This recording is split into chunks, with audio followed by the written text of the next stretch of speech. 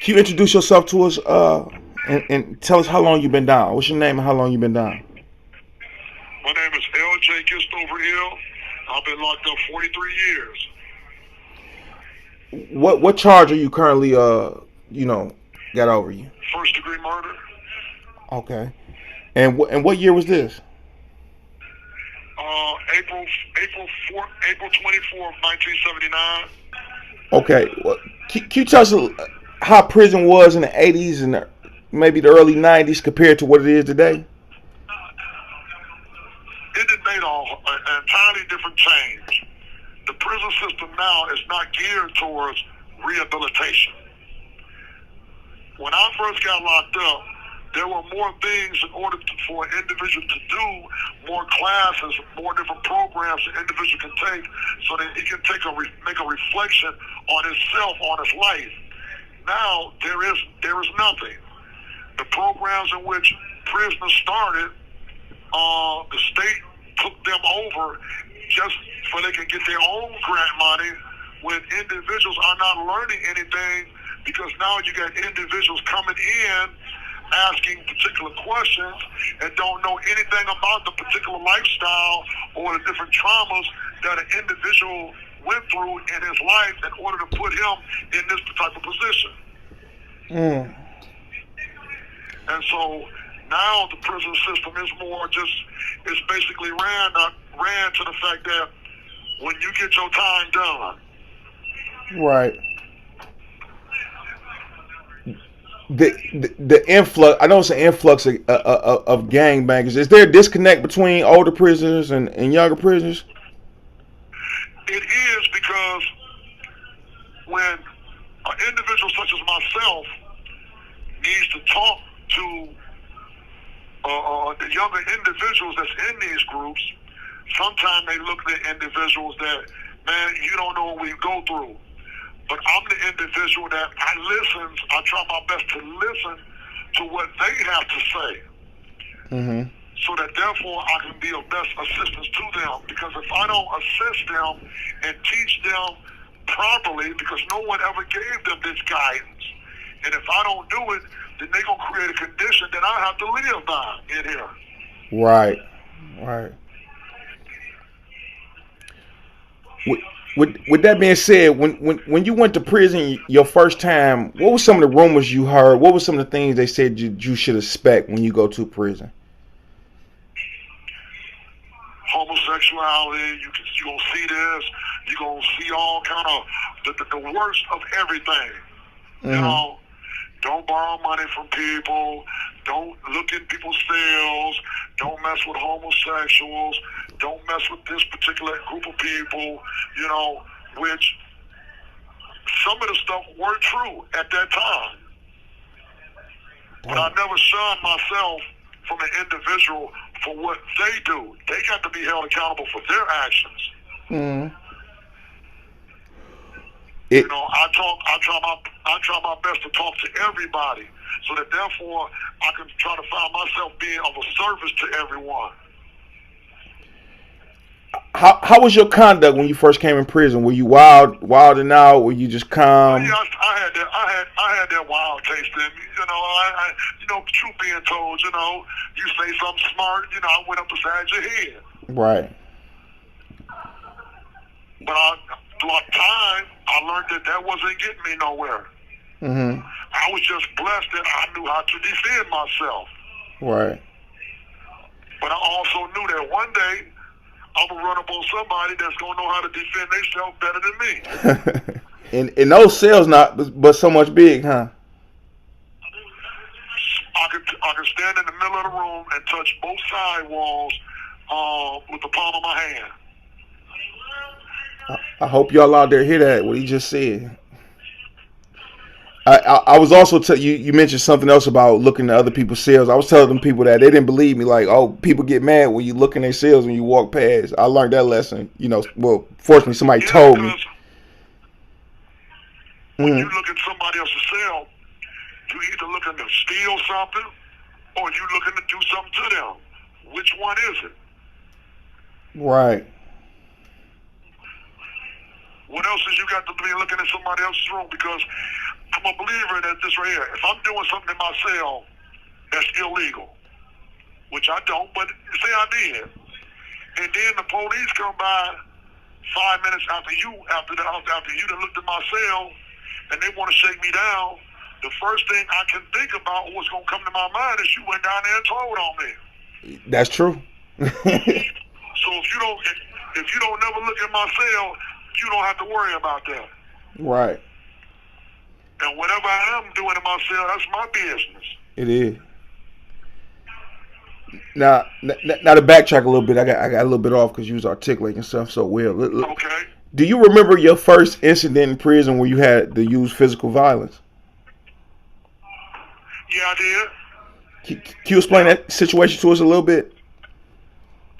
Well, back then our families could come up when they came up to visit. They brought us what was known as tokens, which was money, and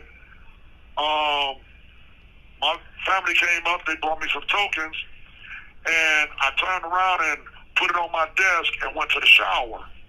When I came back, my door was open, and a few of the dollars was missing. And I made a statement that whoever took it out of there better put it back in there, because if I find out, then there's going to be consequences. Well, somebody told me who went in there. So I had to shoot him, assault him to make a statement, because if I didn't make that statement, then everybody would try me. Mm-hmm. For those that don't know what the word shoot means, can you explain that? Stab him. Mm-hmm. Assault. What made you go to the route of maybe stabbing this guy instead of maybe just a little fight? Because at the time I did believe that just getting into a fight, I'm gonna have to always keep fighting. Mm-hmm. I got to make a statement to let everybody know I'm not playing games. Life is serious. My family and my friends mean the world to me, and when they do something for me, it's for me. Right. How dare you come and take something that's mine? Mm-hmm. But what I didn't realize was I was doing... You have 1 minute remaining. When I didn't realize I was doing the same thing in the street. Right. Have you ever stabbed somebody in the street? No. What was that feeling like your first time doing it? Because to me, it felt like the first time I pulled a gun on somebody, it's like I had complete power. How was it? Yeah. How did it feel? See, I didn't shoot nobody. My homicide happened with a hammer. No. I meant like when you stabbed the guy for the first time. What did that feel like? Oh, it kind of almost felt kind of good, because I was satisfying a desire. Mm-hmm. The phone from the cut off too. When you first came to prison, you're pretty young or whatnot. Did you have any sexual predators try to advance on you? Any what? Sexual predators try to advance on you. You was pretty young when you first came down. Did anybody try to cut into you like that? No, I've never experienced that. Okay, that's good. Have you seen it around you in your environment? I have seen it around a lot. More than I ever want to. Right. Because individuals, they look at it, so many people look at individuals as prey. That predatory come up out of them. Mm-hmm. And they're only looking for two things: money or sex. Is it typically by force, or is it more finesse from what you've seen? It's more by finesse. Years ago, I've seen it by force, but nowadays it's by finesse. So you actually seen it physically? Yeah. How did that affect? Yeah. How did that affect your mind state going forward, being that young? Did it scare you? It made me realize where I was at, and that this was not a game.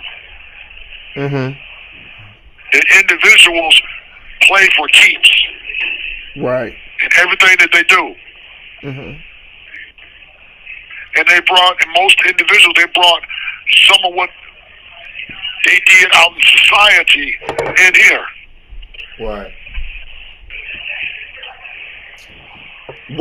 When you first, your first bit, well, how long did it take you to get to the Moorish Science Temple of America? Was it a journey? Was it your first bit, your second bit? What was it? No, it was my whole life. Oh, so you was born Moorish? Yes, sir. Okay, so I didn't know that. Uh-huh. Okay, who was Moorish in your family? My father was my first Grand Sheik. Oh, wow. Okay, I didn't know that. Yeah, I originated out of Chicago. Yeah, I was just about to ask you that. Yep, it always seems to stand back there. Yeah, originated out of Chicago, out of Mecca. And so, growing up in a Moorish household, you know, but I made the choices to live the life in which I wanted to live. Were you ever involved in like drug dealing, or was it more robberies? Was it stealing cars? What was you involved in when you was in the streets? Well, mine was drugs, you know, but stealing cars and all that there, no, just drugs. Selling heroin, cocaine, weed.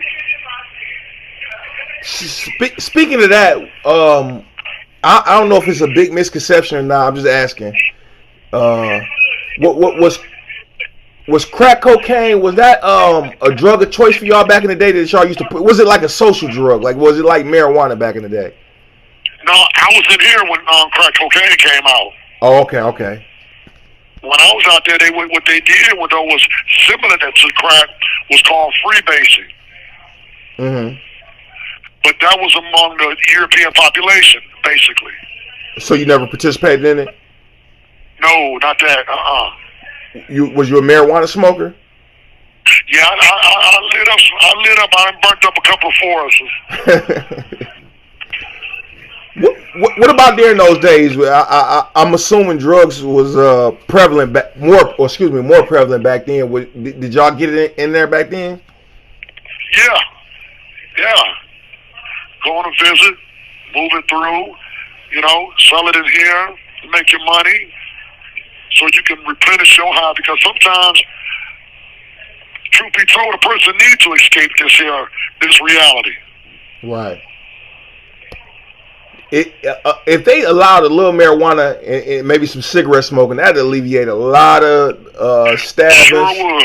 Sure would. It's just simple. Alleviate a whole. I say it's just simple. It's something simple. It is. It would alleviate a lot. Because and then you will have more individuals that's just laid back there. Mm-hmm. I want to jump off subject a little bit because this is a real trending topic out here. I'm gonna ask you this because you know you got the background, so on and so forth. You know you got the stripes. Just for example, if I got life without parole in prison, and the feds came to me and said, "Hey, we can get you home. You got life without parole plus 30 and a 20 bit. If you close these cold cases for me, we get you out." And I tell them about murders that were committed by people that's already dead. Is that snitching in the old school book? I told them people that's dead. They dead. They gone. But it's still snitching. Oh. That ain't your business. That ain't your place. Because now you helping a system that eventually is going to incarcerate you anyway. Mm-hmm. It's still snitching. Hey, it's funny. I ain't got one person to follow on that question, man. Yeah. See, because you got to look at it like this right here. When you have lived in the underground, the underworld, we're going to view things different from a citizen. Mm-hmm. Now, from a citizen standpoint, they're going to help the police solve these murders. But a person who's going to live in the underground world, that's just being truthful. That's none of my business. What right do I have to tell somebody about these cases, even though the individuals are deceased? Right. What good is it going to do anybody? Mm-hmm. Have you ever ran across Razor Bay? Yeah, I know him real good. Okay, yeah, I interviewed Razor. Johnny? he a prolific brother, man. He brought us something great up here. I don't feel like people out here appreciate him as well. He had to go through a lot to get his Grand Sheik title. But can you speak a little bit on Razor Bay and what he meant to the movement? Well, Razor Bay meant to the movement. He was one of the individuals that was instrumental in getting the Morris-sized Temple of America being placed in these institutions in Michigan. Mm-hmm. You know, and I think that was one of the most beautiful things that could ever happen, because now individuals can find out who they are instead of being what they are told who they are. Mm-hmm. Because nationality is the first and foremost order of the day. It is the foundation of mankind. And we know that those who fail to proclaim their nationality is a slave in whatever land they find themselves in. And by him being instrumental in getting the Morris Temple of America established in these prison facilities here in Michigan was a good thing. And I honor him for that. Exactly. Give me your top 5 Grand Sheiks you served under. The top 5 for me? Yep, your top 5 favorites. Let me see here. Personal favorite, just W. Lyles Bay. Yeah, Lyles Bay. Daryl Smith Bay. Let me see. J. Razor Bay. Mm-hmm.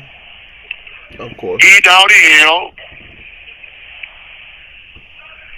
And I had to put my own name up in there. That's cool. That's cool. Yeah. How many times have you been Grand Sheik? Yeah. Let me see. Maybe about 60. Oh, damn. Yeah, most facilities that I go to, you know, either the Grand Sheik or Assistant Grand Sheik or the chairman. Now, let's talk about a little bit about that, because we spoke on that topic too. When it's time for election time, it can get treacherous. Have you ever experienced that, like a split in the temple? Like, no, we need to vote for him. No, we need to vote for him. Yeah. Mm-hmm. Come August every year, because I call it campaign alley. That's when individuals like to campaign, but you shouldn't have to campaign. Your words, actions, and deeds should show everybody what you stand for. Right. And you should have been doing those actions all year long. So I never will campaign.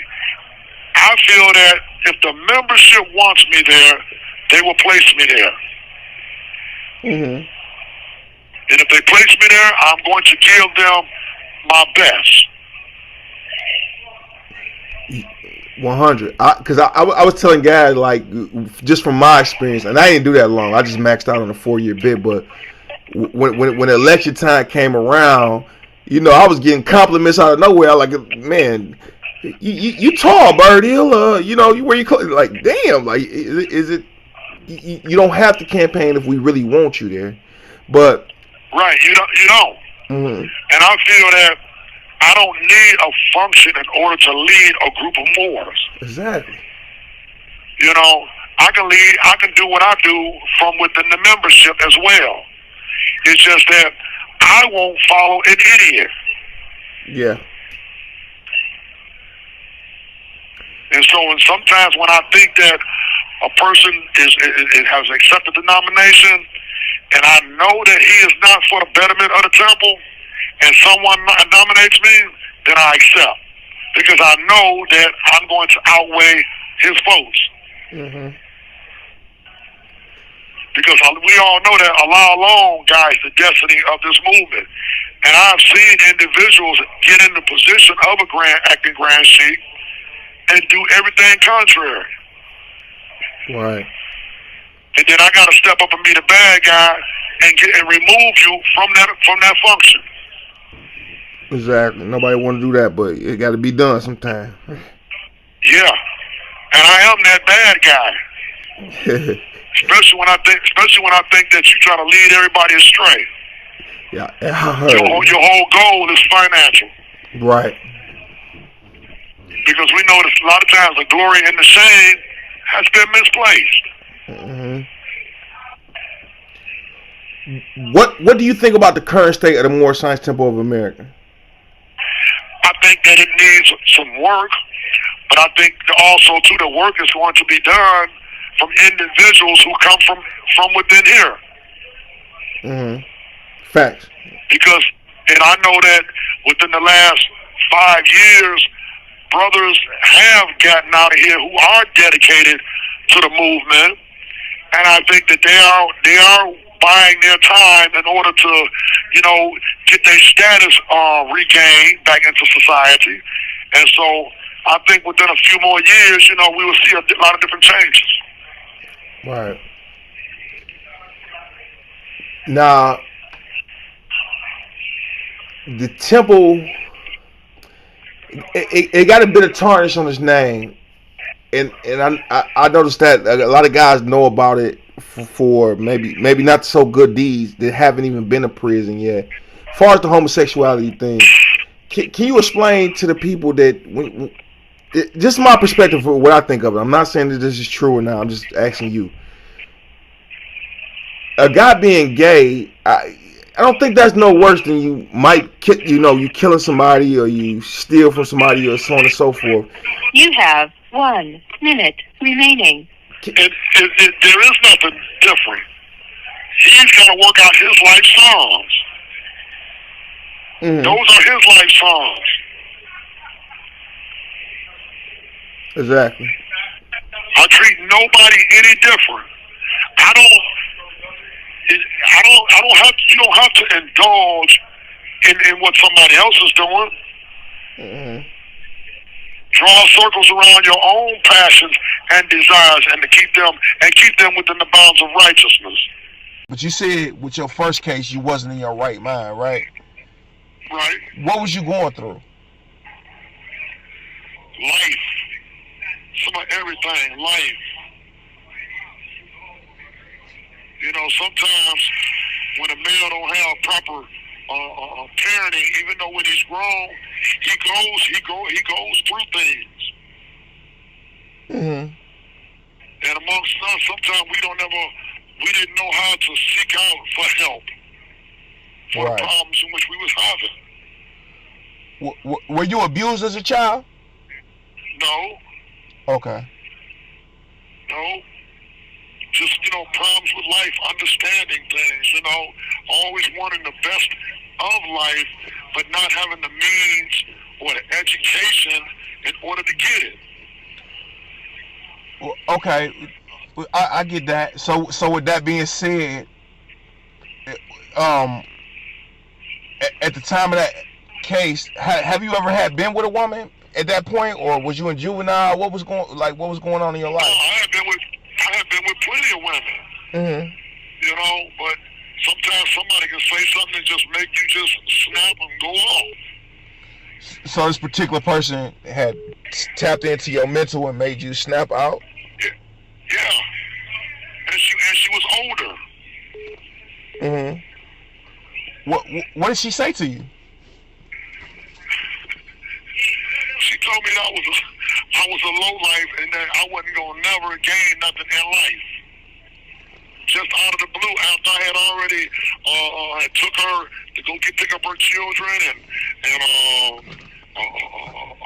did all kind of stuff for her, she wanted to go back to her husband. Okay. At this point, have y'all already been intimate, or you was just like, shit, I did all this for you, so on and so forth? You got to come up. We have been intimate. Consensually, right? Yeah. Yep. Oh, okay, so I can see where that led you on. No, but. Yeah, but see, in this case, that wasn't even the case, because it was maybe about an hour after I met her, that we was having intimacy. And it was like a weeks after that she wanted me to do all these things for her, and I was doing them, and then all of a sudden she wanted to go back for her husband because tomorrow, I'm not going to be about nothing and all of this right here, and I snapped. So you had a mental lapse. Yeah. like I said, Mo, we all been there. Just to get a better understanding of it for people. So, Say that again. no, I'm just getting a better mental understanding for people, and then I'm also do a video to break down how men feel too. But so, it became a particular situation where she didn't want to give it to you, and maybe you took it, or no, she didn't want to deal with me, period, anymore. And when she told me, we was in the process of it, being intimate. And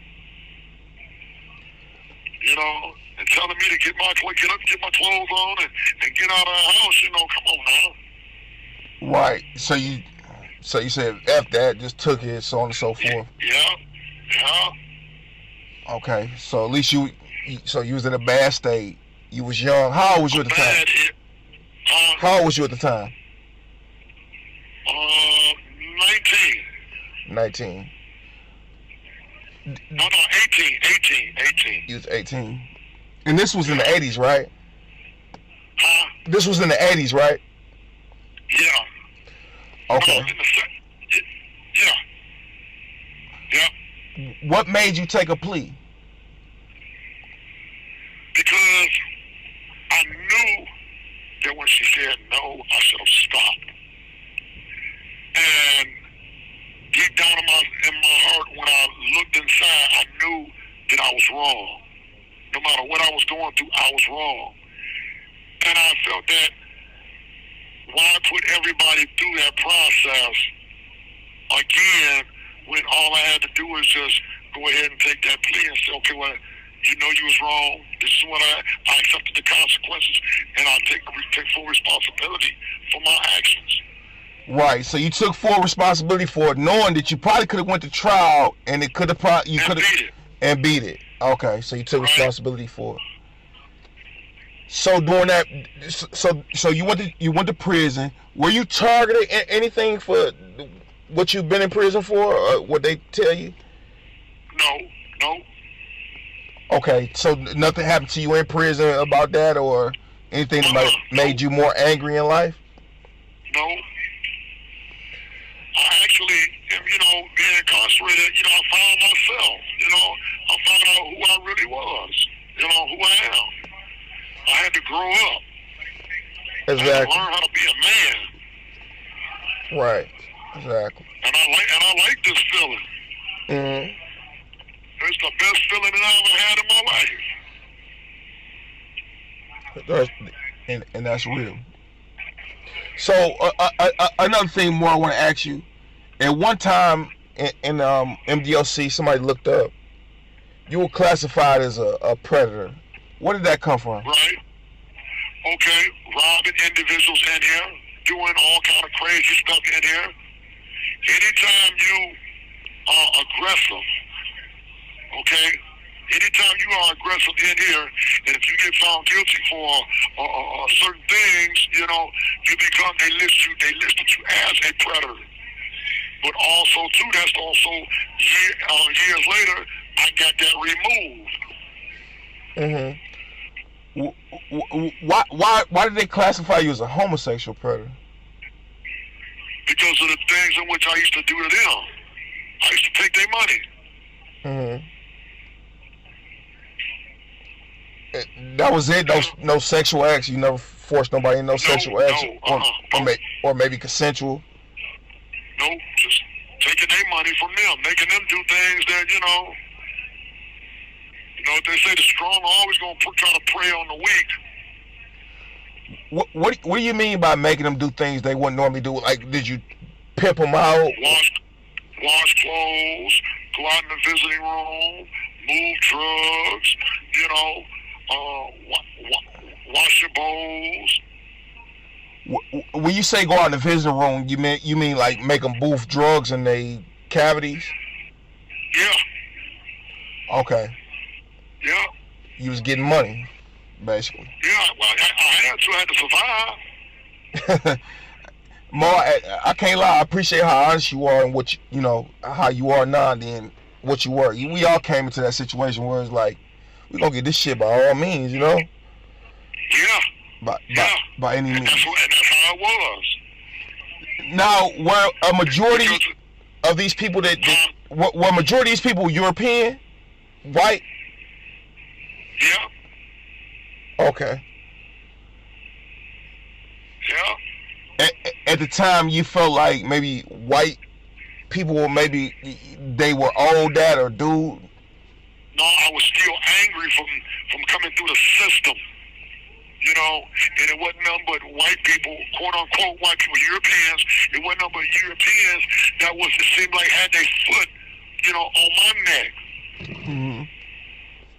Because going through the judicial system, no one really wanted to listen to actually what I had to say. So Okay. you build up all this frustration. Right. And when you came in here, you released that frustration the best way you know how, and you inflicted on people who was the same ethnicity as those who was inflicting the pain upon you. Exactly.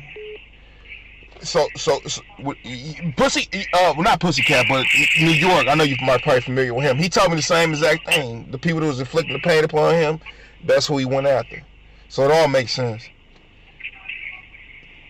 Even out here in the free world, or even in prison, I had problems with vice lords. So I